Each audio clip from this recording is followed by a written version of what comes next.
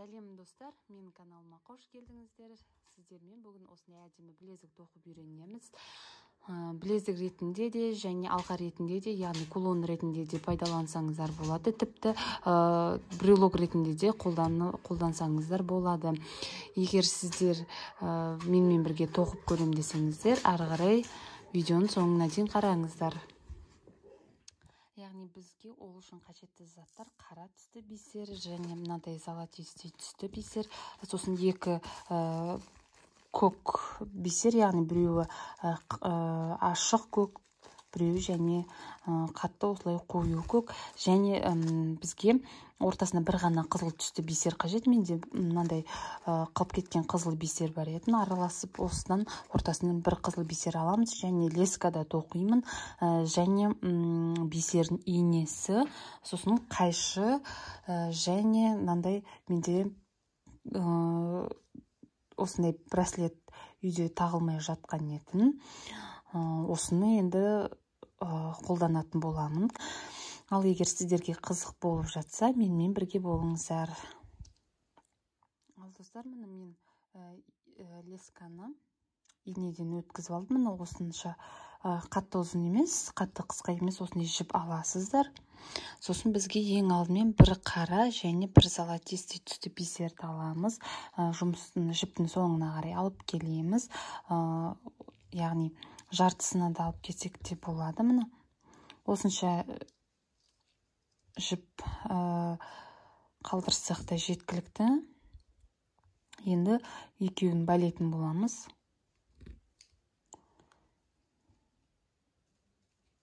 Яғни қара мен золотистыйды осылай байлап аламыз. Байласаңыздар жеткілікті.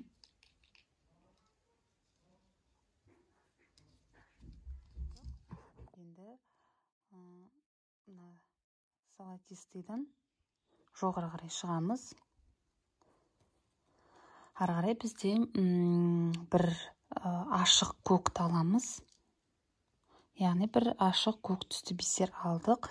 Енді золотистыйдан төменнен жоғары қарай өтеміз.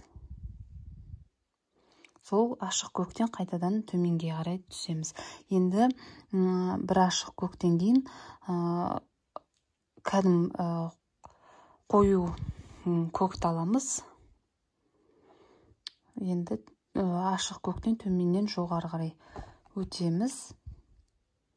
Сол көктен жоғары қарай қайтадан шығамыз. Ары қарай енді бізде бір қызыл түсті бисерімізді аламыз. Бір қызылды алдық, төменнен жоғары қарай көктен өтеміз.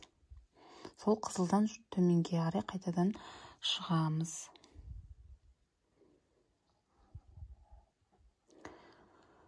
Бірінші қатар өзі осындай кішкене реттелгенше осындай болып тұрады, яғни майысып. Ары қарай бізде бір көк түсті бисер, ашық көк емес, яғни көк түсті бисерімізді аламыз. Алдық, жоғарыдан төменге қарай қызылдан өтеміз, төмен түсеміз, сол көктен жоғары қарай шығамыз. Ары қарай жалғастырамыз. Енді бізде бір ашық көкті аламыз. Ашық көк түсті бисерімізді, яғни бір ашық көк алдық, төменнен жоғары көктен өтеміз де, сол ашық көктен төменге қарай түсеміз. Енді бізде бір золотистый бисер аламыз.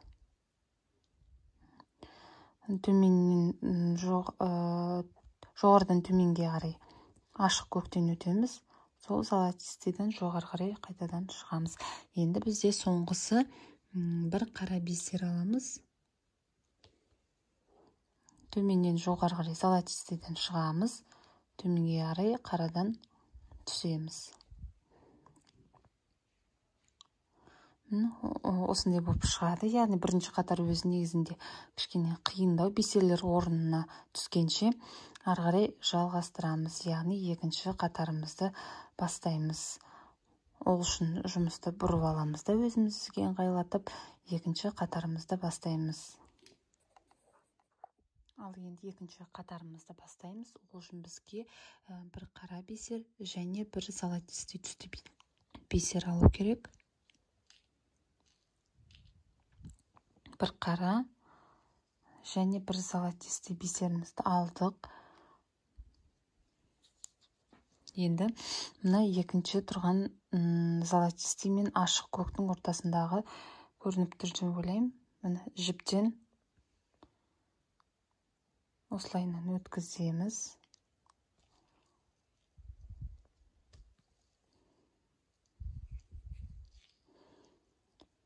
Өткіздік.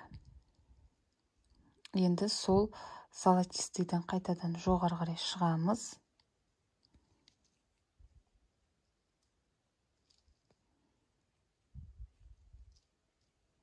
Сосын қарадан қайтадан төменге қарай шығамыз да жоғары қарай золотистыйдан қайтадан өтеміз.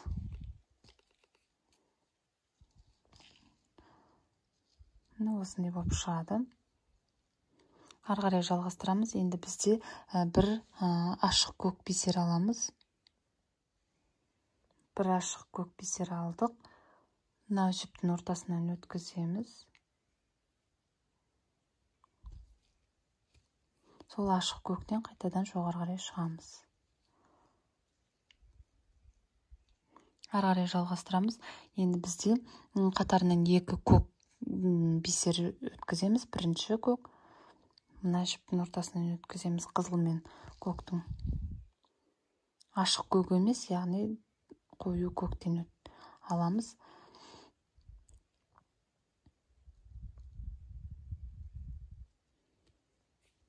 Ары қарай жалғастырамыз. Енді тағы да бір көк бисер аламыз. Қызыл мен көктің ортасына жіптен өткіземіз. Жоғары қарай сол көктен қайтадан шығамыз. Тартамыз.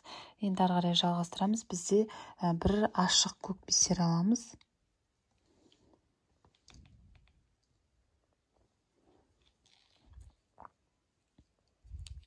Бір ашық көк бисер алдық. Мына екі көктің ортасынан жіптен өткіземіз. Жоғары қарай сол көк бисер, ашық көк бисерден жоғары қарай шығамыз. Енді бізде ары қарай жалғастырамыз. Енді бізде бір золотистый және бір қара бисер аламыз. Яғни бір золотистый бисерімізді аламыз. Золотистый мен ашық көктің ортасына жіптен өткіземіз.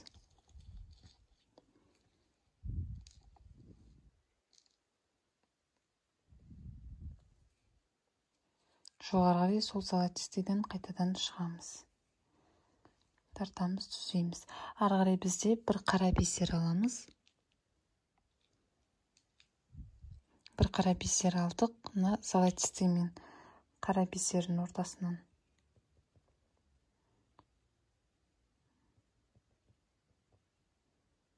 өткіземіз. Жоғары қарай сол қарадан шығамыз. Тартамыз. Ары қарай үшінші қатарымыз бастаймыз. Ол үшін жұмысты бұрып аламыз да ары қарай жалғастырамыз. Яғни бір қара, бір золотистый бисерден бастаймыз. Яғни бір қара, бір золотистый бисер аламыз. Бір қара, бір золотистый бисер алдық. Мына золотистый мен ашық көктің ортасынан жіптен өткіземіз. Жоғары қарай золотистыйдан шығамыз. Төмен қарай қара бисерден тағы да өткіземіз. Сосын золотистыйдан қайтадан жоғары қарай шығамыз.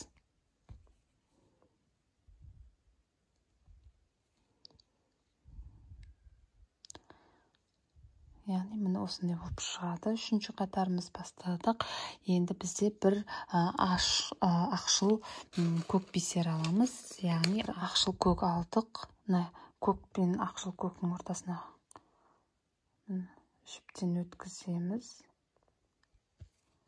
Жоғары қарай сол ақшыл көктен шығамыз қайтадан. Ары қарай бізде тағы да бір ақшыл көк бисер аламыз. Бір ақшыл көк бисерімізді алдық. Мына екі көк бисердің ортасына жіптен өткіземіз. жоғары қарай сол ақшыл көк бисерден қайтадан шығамыз. Енді үшінші ақшыл көк бисерімізді аламыз. Мына жіптің ортасынан өткіземіз. Ақшыл көк пен көктің ортасындағы. Енді жоғары қарай сол ақшыл көктен шығамыз қайтадан. Сосын бізде бір золотистый бисер аламыз. Енді бір золотистый бисер алдық. Мына қара мен золотистый. Мына көк пен золотистыйдың ортасындағы жіптен өткіземіз.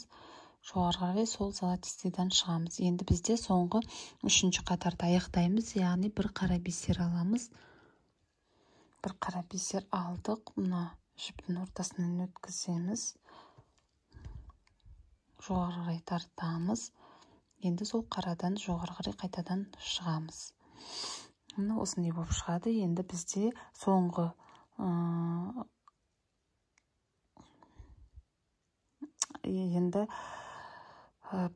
соңғы екі қатар қалды. Яғни ол үшін бізге бір қара және бір золотистый бисер аламыз. Бір қара, бір золотистый алдық. Мына көк пен золотистыйдың ортасынан өткіземіз. Жіптен шығарамыз. Сол золотистыйдан қайтадан жоғары шығып, мына қарадан төменге түсеміз. Жоғары қарай золотистыйдан қайтадан шығамыз. Тартамыз. Міне. Енді бізде үш золотистый бисер қатарынан бір-бірден алып өтеміз. Яғни бірінші золотистый, мына бисердің ортасынан өткіземіз. Екі ақшыл. Жоғары қарай сол золотистыйдан қайтадан шығамыз. Енді тағы да бір золотистый бисер аламыз. Мына екі ақшыл көктің ортасынан өткіземіз жіптен. Сол золотистыйдан қайтадан жоғары қарай шығамыз. Енді соңғы тағы бір золотистый бисер аламыз. Мына жіптің ортасынан өткіземіз осылайынан. Жоғары қарай сол золотистыйдан шығамыз да. Соңғы бисер бізде бір қара бисер аламыз. Яғни осымен біздің қатарымыз аяқталады. Төртінші қатарымыз. Жоғары қарай қарадан шығамыз. Енді соңғы бесінші қатарымыз бастаймыз. Ол үшін жұмысымызды бұрып аламыз да, ары қарай жалғастырамыз. Яғни соңғы қатар бізде тек қана қара бисерлерден тұрады. Яғни екі қара бисер аламыз. Екі қара бисер алдық. Екі золотистыйдың ортасындағы жіптен өткіземіз. Жоғары қарай сол қара бисерден шығамыз. Төменге қарай қара бисерден, екінші қара бисерден шығамыз да, жоғары қарай қайтадан жанындағы қара бисерден шығамыз. Енді бізде үш қара бисерден бір-бірден алып отырамыз. Яғни бірінші қара бисер, мына екі золотистыйдың ортасына бисерден өткіземіз. Сол қара бисерден жоғары қарай қайтадан шығамыз.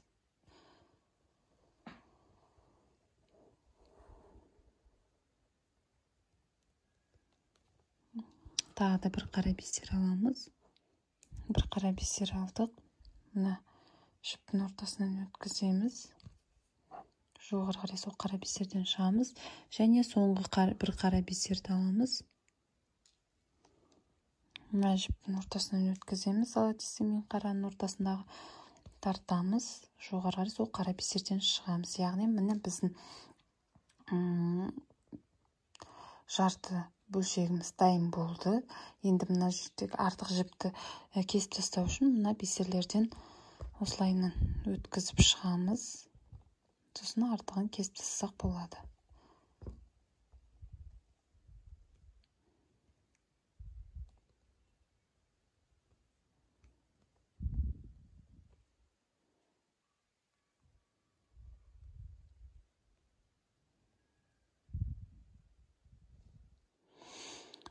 Осылайынан бисерлерден өтіп шығамыз.